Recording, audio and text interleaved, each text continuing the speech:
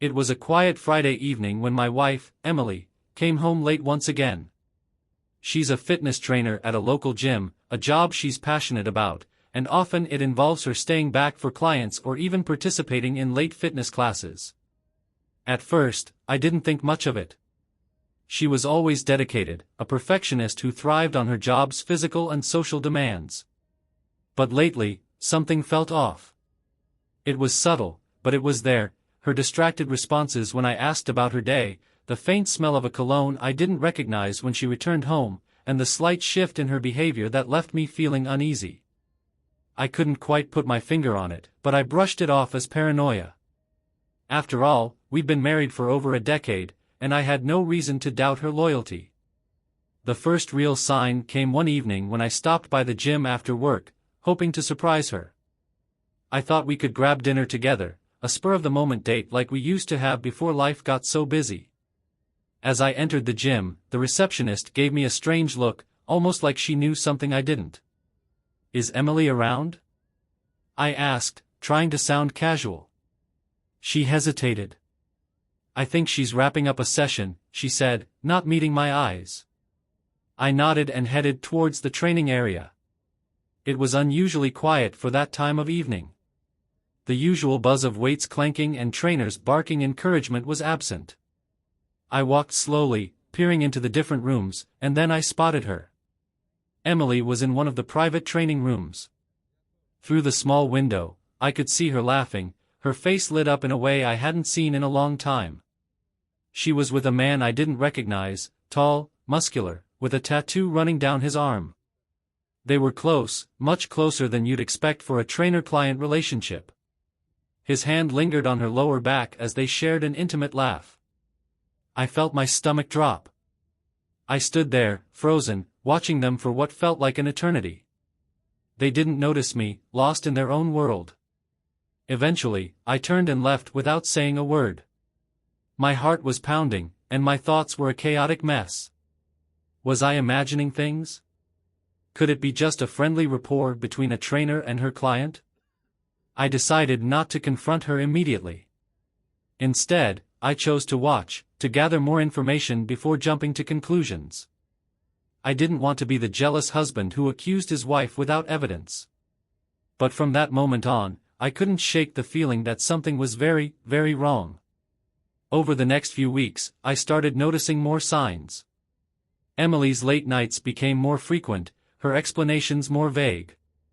I asked her once about the guy I'd seen her with, and she brushed it off with a casual, "Oh, that's just Brad. He's a new client. He's training for a triathlon, so I've been giving him some extra sessions." It was a plausible answer, but the way she avoided my gaze told a different story. Then came the night everything came crashing down. It was a Saturday, and she'd told me she had to cover a yoga class at the last minute. I knew something was off when I called the gym and the receptionist told me there was no yoga class scheduled for that evening. I got in my car and drove to the gym, my hands shaking on the steering wheel.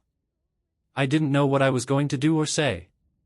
Part of me hoped I was wrong, that there was a reasonable explanation for all of this. But deep down, I knew the truth. I parked a block away and walked quietly towards the building. The lights were dimmed, and most of the gym was closed off except for the private training room. I heard their voices before I saw them. Laughter, low and intimate, followed by a shushing sound. I peeked through the slightly open door and felt my heart shatter. There they were, tangled up together on the training mat, his body pressing down on hers. Her hands gripped his shoulders, and she let out a sound I'd only ever heard in our most private moments. I stepped back, stumbling into a weight rack, the sound echoing through the empty gym. They broke apart, startled, and then Emily's eyes met mine. There was a moment of pure, raw panic in her face before she quickly masked it with a look of defiance. "Jack," she said, her voice breathless but calm. "What are you doing here?" "What am I doing here?" I repeated, my voice rising despite the lump in my throat. "What the hell are you doing here, Emily?" She stood up, adjusting her clothes with a deliberate slowness. Brad, or whatever his name was, remained on the mat, looking like a deer caught in headlights. He didn't say a word, just stared at me, his expression a mix of guilt and arrogance. "It's not what it looks like," she began, stepping towards me. "Don't," I said, holding up a hand. "Don't lie to me, Emily. I saw everything."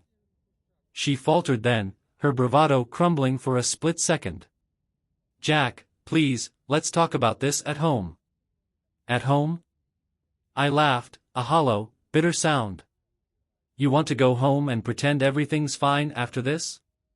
After you've been screwing some guy at the gym?" Brad finally found his voice. "Look, man, it's not like that." "Shut up." I snapped at him, feeling a rush of anger that almost made me lose control. "You don't get to speak." Emily put a hand on my arm, her eyes pleading. "Jack, I'm sorry. I made a mistake." "A mistake?" I repeated, yanking my arm away. "How long, Emily? How long has this been going on?" She didn't answer, just looked away, her silence giving me all the confirmation I needed. I turned and walked out, ignoring her calls behind me. I didn't look back. I got in my car and drove, not caring where I ended up, only knowing that I needed to get as far away as possible from the woman I thought I knew, the woman who had shattered my trust into a million pieces. I drove for hours that night, the city lights blurring into a hazy smear as I pressed the gas pedal harder, desperate to escape the suffocating pain building inside me. The image of Emily and Brad kept replaying in my mind like a broken record, her laughter, the way she touched him, the ease and familiarity between them. It wasn't just the physical betrayal, it was the intimacy they shared, the bond that had once belonged to us. I finally pulled over at a deserted park. The silence was overwhelming, a stark contrast to the storm raging inside me. I killed the engine and sat there in the dark, my hands gripping the steering wheel so tightly my knuckles turned white.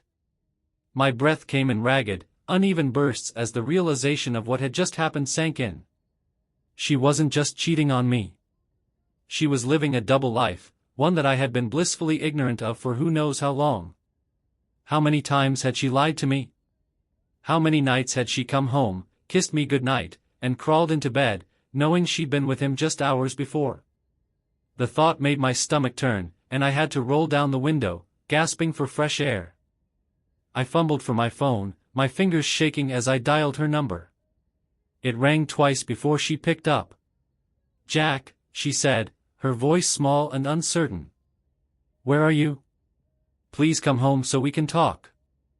I could hear the fear in her voice, but it did nothing to soften the anger boiling inside me. "Talk?" I spat. "You want to talk now, Emily? After everything I saw tonight?" "Please," she whispered. "I know it looks bad, but I can explain. Just come home." I let out a bitter laugh. "Explain? There's nothing you can say that I want to hear right now." "Jack," she pleaded, her voice breaking. "I'm begging you. Don't make this decision when you're angry. Please, just come back and let's figure this out together." Together. The word stung like a slap to the face. Together? I echoed, my voice raw. "You lost the right to say that word when you decided to cheat on me, Emily." There was a long pause on the other end, the silence stretching between us like a chasm. "I'm sorry," she finally said, her voice barely above a whisper. "I never meant for you to find out this way." I closed my eyes, feeling the hot sting of tears that I refused to let fall. "So, you're not sorry for what you did," I said slowly, the realization hitting me like a sledgehammer. "You're just sorry that you got caught." Her silence was answer enough. I ended the call without another word and threw my phone onto the passenger seat. The screen cracked as it hit the hard plastic, but I didn't care. I sat there for what felt like hours, staring out at the empty park, trying to process the wreckage of my marriage. The woman I had loved for over a decade, the woman I thought I knew better than anyone, had turned into a stranger before my very eyes. It was early morning by the time I pulled back into our driveway. The sun was just beginning to rise, casting a pale light over the house we had built together. I sat there for a moment, staring at the front door, half expecting her to be standing there, waiting for me. But the porch was empty, and the house was still. I took a deep breath, steeling myself for what was to come, and got out of the car. When I walked inside, the house was eerily quiet. The faint smell of her perfume lingered in the air, making me sick to my stomach. I found her in the kitchen, sitting at the table with her head in her hands. She looked up when I entered, her eyes red and swollen from crying. "Jack," she started, but I held up a hand to stop her. "Don't," I said, my voice hoarse. "Don't say anything." She stood up, taking a tentative step towards me. "I made a mistake," she said again, as if repeating the words would somehow make them true. "I don't know why I did it. I never wanted to hurt you." I let out a hollow laugh. "You never wanted to hurt me? You think that makes it better? You've been lying to me for months, Emily. How long has this been going on?" She looked away, her gaze dropping to the floor. "6 months," she whispered. "It started when he joined the gym. At first, it was just harmless flirting. I didn't think it would go any further, but then you couldn't resist," I finished for her, the bitterness seeping into my voice. "And now what? You think you can just say sorry and we'll move past this?"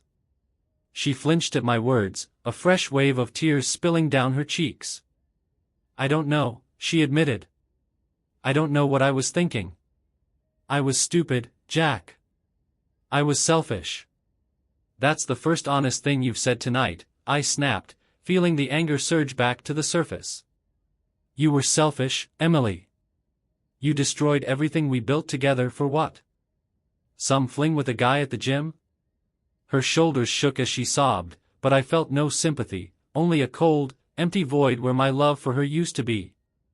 "I never wanted it to end like this," she whispered. "Neither did I said quietly. "But here we are." I turned and walked away, ignoring her cries as I headed upstairs.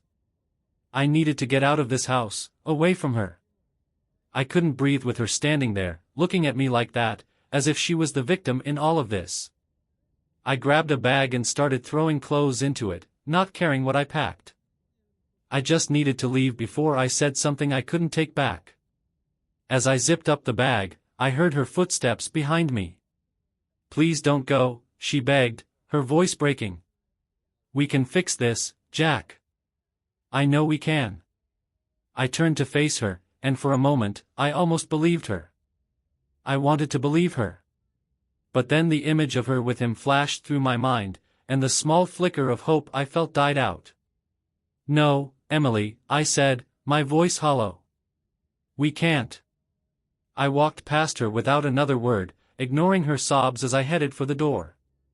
I stepped outside into the crisp morning air, taking a deep breath as I closed the door behind me. It felt like I was closing the door on more than just our home. I was closing the door on our entire life together. And as I got into my car and drove away, I realized that I wasn't just leaving the house. I was leaving behind everything I thought I knew about love, trust, and the woman I once believed was my soulmate. As I reached the front door, bag slung over my shoulder and heart pounding in my chest, I heard her voice change.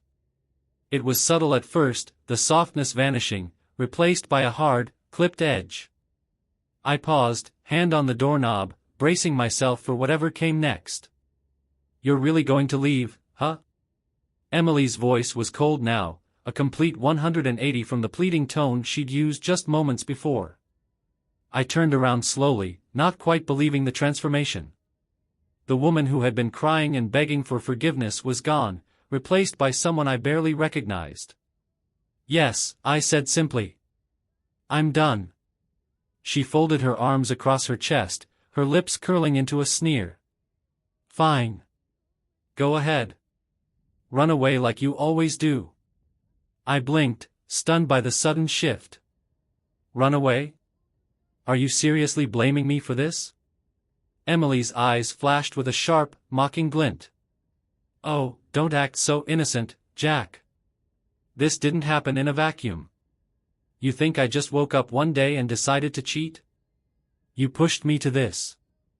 The words hit me like a slap to the face. I took a step closer, the anger boiling over. I pushed you? I repeated, incredulous. How exactly did I push you into another man's bed, Emily? She rolled her eyes, her expression filled with contempt. Oh, please. Don't play the victim now. You're always so wrapped up in your own world, in your job, in whatever it is you do. I was practically invisible to you.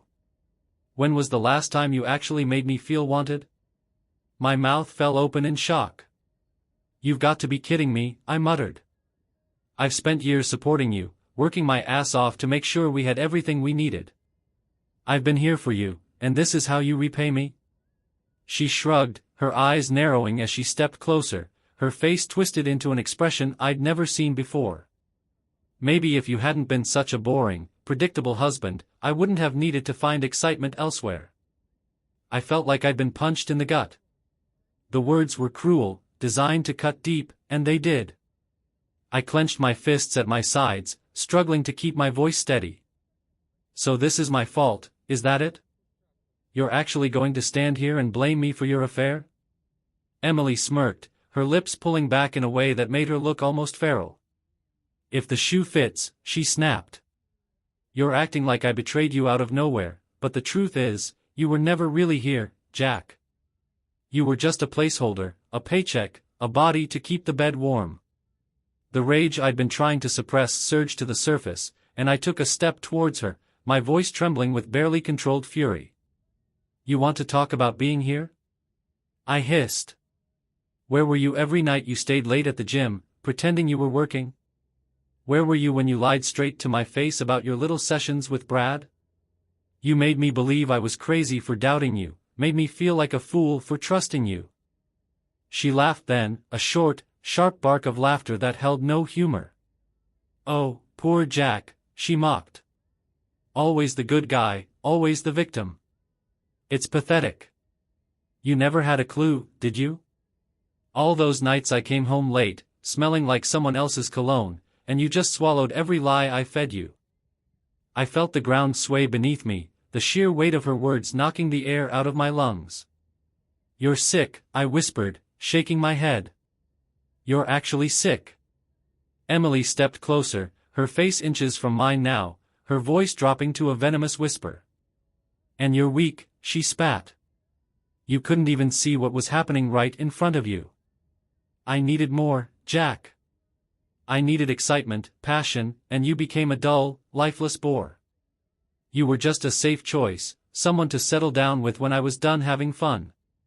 I stared at her, the woman I had loved for so many years, and realized that I didn't know her at all. Not the real her. This wasn't the woman I married. This was someone else entirely, a cold, calculating stranger who was now staring at me with unbridled hatred. You disgust me, I said quietly, the words laced with all the anger and pain I'd been holding back. Good, she shot back, her eyes glinting with malice. Because you sure as hell disgust me. You're pathetic, Jack. You're a shell of a man, clinging to some fantasy of a perfect marriage that never existed. You think you're a hero, don't you? Always playing the good guy. Well, newsflash, you're not. You're just a fool who got played. I could feel my control slipping, the edges of my vision turning red as she continued her tirade, her words becoming sharper, nastier with every breath. You really think you're going to just walk out that door and leave me? She sneered. Go ahead, Jack. Leave. But don't think for a second that I'm going to be the one who ends up alone. You'll be the one who comes crawling back, begging for another chance. Because let's face it, who else would want you? I took a deep breath, forcing myself to calm down, to think clearly. Her words were like poison, designed to break me down, but I wasn't going to give her the satisfaction. You're wrong, I said slowly, meeting her gaze head-on. I won't be the one crawling back, Emily. I'm done. Done with your lies, your manipulation, and your cruelty. Enjoy your new life with Brad, or whoever else you decide to screw next. Because I'm out. And I'm not coming back. For a moment, I thought I saw a flicker of uncertainty in her eyes, but it was gone just as quickly as it appeared. She smirked, folding her arms across her chest. "Good riddance," she spat. "Don't let the door hit you on the way out." I didn't give her the satisfaction of another word. I turned, yanked the door open, and stepped outside without looking back. The moment I slammed the door shut behind me, it felt like a weight had lifted off my chest. I was leaving behind a broken marriage, a shattered trust, and a woman who had shown me exactly who she really was. The pain was still there, raw and aching, but underneath it, there was a flicker of something else, relief. I was free. And for the first time in a long time, I could breathe again. As I walked down the driveway, the early morning sun was starting to break through the clouds, casting long shadows on the pavement. It felt like I was stepping out of a nightmare into the harsh light of reality. The air was crisp, but every breath still felt like it burned my lungs. I made it to my car, dropped the bag in the trunk, and leaned against the hood, taking a moment to steady myself. I could see her silhouette through the front window, standing there, watching me. Even from this distance, I could feel her eyes on me, that same cold, calculating gaze that I'd seen in the gym just hours before.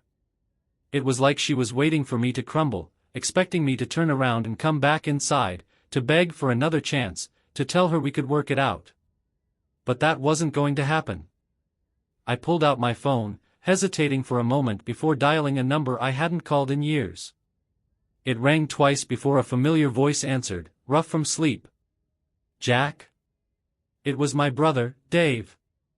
We hadn't spoken much since he moved out to the coast, but right now, he was the only person I could think of.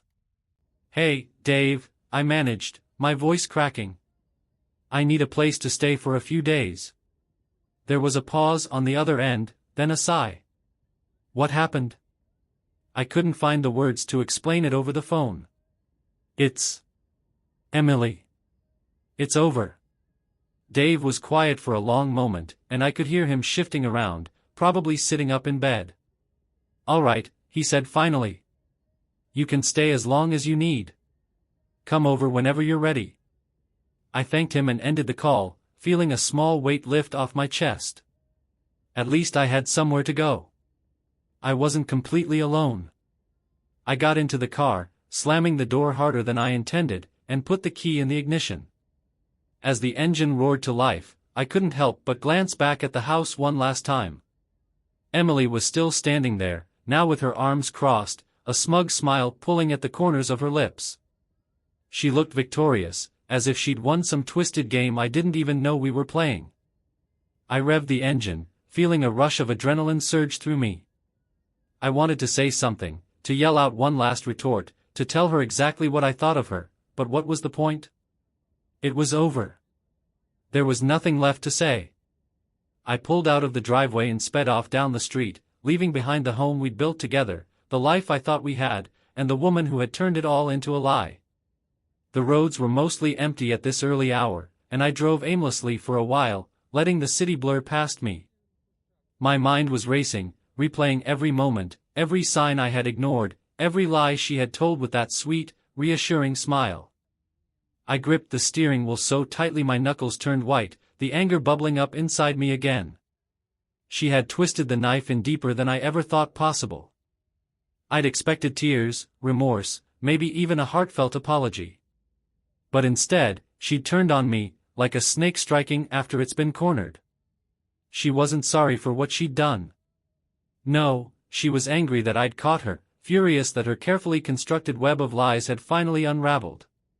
I drove out of the city, heading towards the coast. The sea always had a calming effect on me, and I needed that right now, needed something to soothe the raw, open wound she'd left in her wake. When I finally pulled up to the beach, the sky was a dull gray, the waves crashing violently against the shore. It matched the turmoil inside me perfectly. I got out of the car and walked down to the water's edge, the cold spray hitting my face like a slap, grounding me in the moment. I stood there for a long time, staring out at the horizon, trying to make sense of everything. How had we gotten here? How had I been so blind? It was like a movie playing back in my mind, every missed sign, every unexplained text, every time she'd come home late with a flimsy excuse. And I had believed her, because I wanted to believe her. I wanted to trust her. I had given her everything, and she had thrown it away like it was nothing.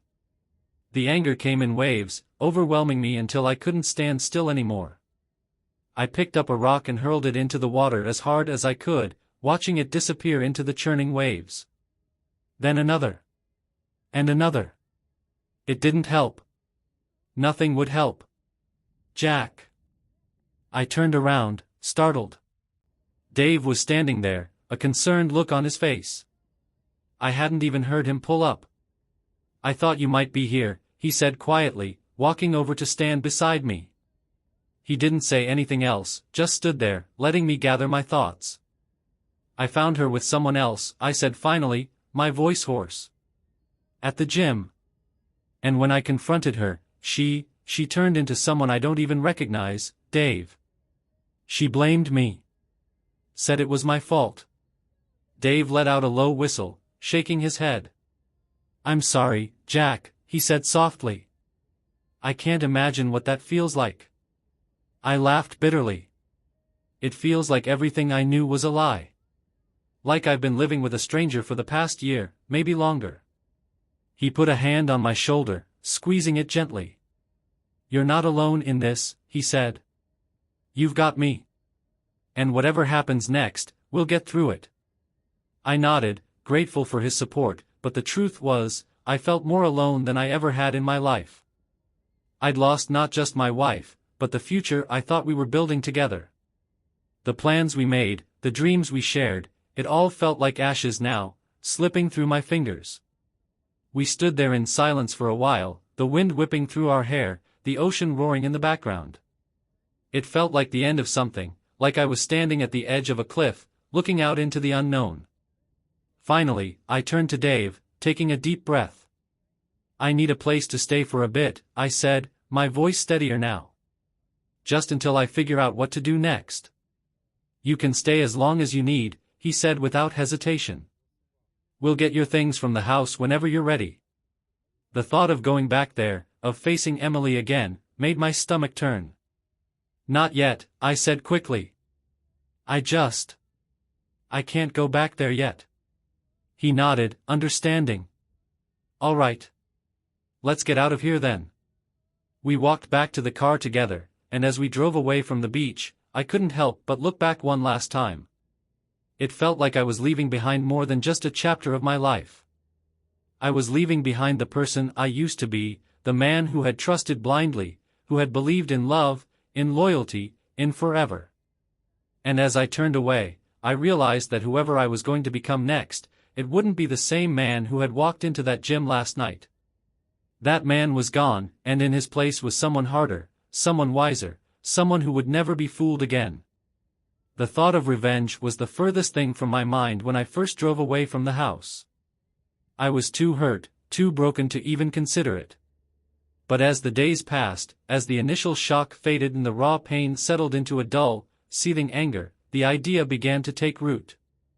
It started as a small seed of resentment, something I brushed off, thinking I was better than that. I wanted to move on, to heal. But every time I closed my eyes, I saw Emily's face, smirking, triumphant, daring me to do something about it. And that's when it hit me, she thought she'd won. Emily believed she'd shattered me, that I was too weak, too passive to fight back. In her mind, I was the predictable, boring husband she could manipulate, discard, and walk all over without consequences. She'd shown her true colors, and now it was my turn. I spent the next few weeks biding my time, putting on a show for the few people who knew about our separation. I stayed with Dave, who was a godsend. He never asked questions, never pressured me. He just gave me space, a safe place to land while I figured things out. During the day, I went through the motions of my normal routine, keeping up appearances. At night, though, I plotted. I thought about every little detail, every move I'd need to make. First, I needed information. I knew Emily was still seeing Brad. She wasn't even trying to hide it anymore. The two of them were seen together at the gym, at restaurants, even at our favorite bar, as if flaunting their affair was part of her twisted game. It was humiliating. But I kept my cool. I had a friend in IT, someone I'd helped out years ago when he needed a job reference. I called in the favor and got access to Emily's email and social media accounts. It was shockingly easy. The emails confirmed what I already knew. There were months' worth of exchanges between her and Brad, messages filled with sickeningly sweet pet names and plans for their future together. It was like reading a bad romance novel, only this one was written at my expense. I scrolled through the messages, my heart pounding with a mix of rage and something else, resolve. They were making plans. Brad was talking about moving in with her, about taking trips together. They were even discussing the possibility of buying a new car, something fun and sporty that they could both enjoy. My mind raced with ideas, each one darker and more satisfying than the last. They wanted a fresh start, a life free of me? Fine. I'd give it to them, but not in the way they expected. I started small, almost imperceptibly. I went to the gym one afternoon when I knew neither of them would be there and struck up a conversation with the manager. I played the part of the heartbroken husband perfectly, mentioning offhandedly how I hoped Emily and Brad would be happy together now that they were officially a couple. The manager's eyes widened. It was clear he had no idea about the affair. I watched the realization dawn on his face as he put the pieces together. Within a week, Brad was no longer working at the gym. He'd been fired for inappropriate relationships with clients. Emily didn't take it well. I could tell from her frantic emails to him, the ones where she apologized profusely, promising that they'd get through this together. I almost felt sorry for her. Almost. But that was just the beginning. Next, I contacted our bank. I'd been the primary account holder for years, managing our finances while Emily spent freely. It wasn't hard to redirect certain funds into a new account under my name, one she didn't have access to. I didn't take everything, just enough to make things uncomfortable, to force her to dip into her own dwindling savings. Then came the house. It was still in both our names, and I knew she was planning to sell it, probably to buy that flashy new car they'd been fantasizing about. But I wasn't going to let that happen. I met with a lawyer and filed a claim for full ownership, citing her infidelity in the emotional distress she'd caused. It was a long shot, but it was worth a try. I didn't tell her about the claim. Instead, I let her continue with her plans, watching from a distance as she listed the house, found a potential buyer, and even scheduled an inspection. When the paperwork arrived, blocking the sale, her frantic calls and angry texts flooded my phone. I ignored them all. The final piece of the puzzle came together when I learned that Brad had a bit of a reputation, something Emily clearly didn't know about. He'd been involved in a messy situation at his last job, something that nearly ended with a lawsuit. I did some digging, reaching out to a few old contacts, and got my hands on a police report. It wasn't damning, but it was enough to raise questions about his character. I made sure Emily found it, slipping it into her email inbox late one night. It wasn't long before their relationship started to crumble. I sat back and watched as everything they'd built together, their plans, their fantasies, their new, perfect life, fell apart piece by piece.